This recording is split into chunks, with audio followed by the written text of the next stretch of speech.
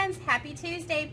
We are going to work on some more poetry today, and we're also going to be looking at the letter Z. We're going to be looking at what we like about poems. So poems can be short stories.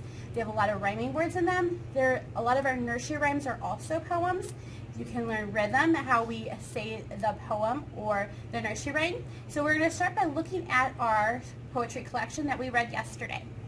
So on the front cover we have pictures of the three poems, the poem with the duck, the poem with Humpty Dumpty, and the poem for Hickory Dickory Dock.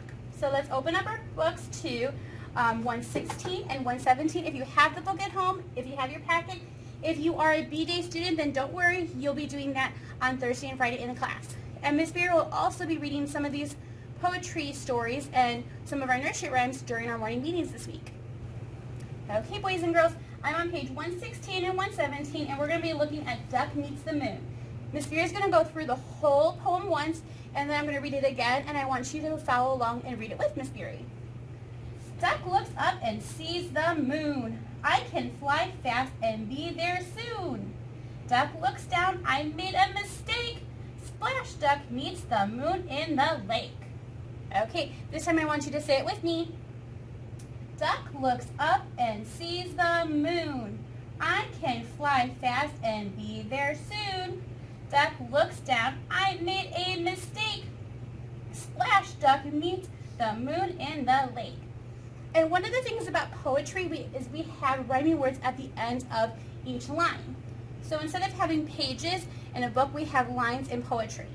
So if you grab your pencil or a crayon, Miss Beery's just going to grab a crayon. Let's find some of those rhyming words and we're going to underline them. So right here we have moon. And what word could rhyme with moon? It says has to have the ending. So we have moon and soon. Wonderful. On this one we have mistake. And what's a word that could rhyme with mistake? It has to have an ache ending like cake or rake. And in this poem we have what? We have lake. So go ahead and underline that word. Okay, this is wonderful practice for us to think about different rhyming words that might end with the ending or the ache ending. Next, we're going to read the Humpty Dumpty story. We're going to do the same thing again where Miss Beery is going to read the whole thing through. Then I want you to go back with Miss Beery and read it with me. Okay, boys and girls, give me thumbs up if you're ready for Humpty Dumpty. Okay, Miss Beery is going to read it through once. Humpty Dumpty sat on a wall. Humpty Dumpty had a great fall. Next page. Okay, next two pages.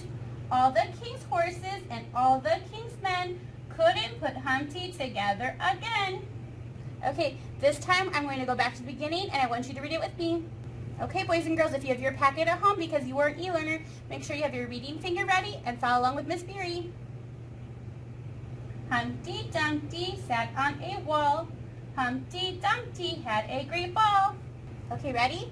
All the king's horses and all the king's men couldn't put Humpty together again. Wonderful. I want you to go back to the first page of Humpty Dumpty and we're going to look for some rhyming words. Okay, boys and girls, I'm on the first page of our story, Humpty Dumpty, and I'm going to read it one more time and I want to see if you can hear any of those rhyming words that sound the same at the end. Humpty Dumpty sat on a wall. Humpty Dumpty had a great fall. Did you hear anything that might rhyme? I have the word wall, and that rhymes with fall.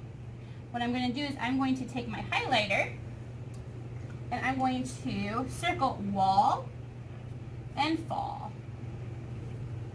Wonderful. You can do the same thing on your packet if you have it at home. And then remember, B-Day friends, don't worry, you won't miss out. You'll do it in class with Miss Beery or Mrs. Morgan. The next thing we're going to do is we are going to read our last one, Hickory Dickory Dock. Okay, boys and girls, you know this one, so you can read along with me, and then we'll do it another time just for extra practice. Hickory Dickory Dock, the mouse ran up the clock. The clock struck one, the mouse ran down, Hickory Dickory Dock. Okay, one more time. Hickory Dickory Dock, the mouse ran up the clock. The clock struck one, the mouse ran down, Hickory Dickory Dock.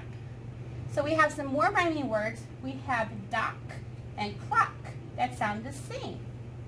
Okay, the next thing we're going to do is we are going to work on some letters and some sounds on pages 102 and 103.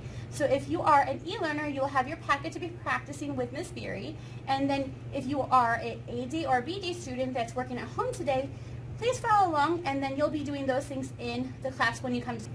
Okay, boys and girls, I'm on page 102, and we're going to be practicing the Z sound for Z. Remember yesterday we practiced it?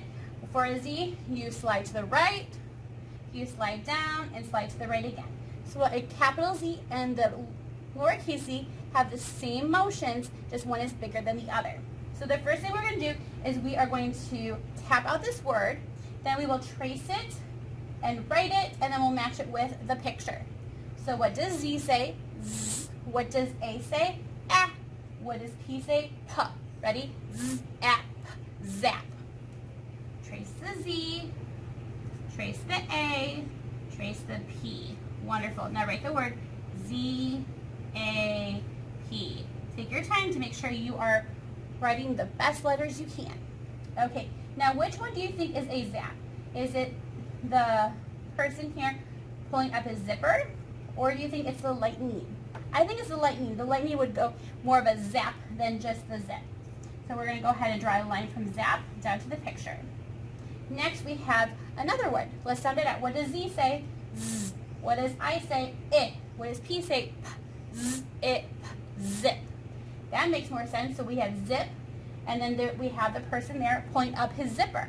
Let's trace the word first. Trace the Z, the I, and the P. Let's write it on our own. Z, I, P. Wonderful. Take your time. And I want you to draw a line from the word zip up to the picture. Okay, wonderful. Next we are going to move on to the letter Q. And for the letter Q, they always need a buddy.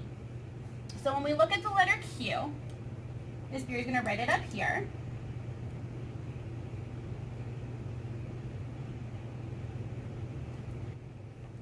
For a capital Q, you first do a circle just like a O, and then you draw a line from the plain line down. For a lowercase q, you draw a circle, straight down, and then you do a little curve over. Now the Q needs a friend because the Q is afraid to be by himself.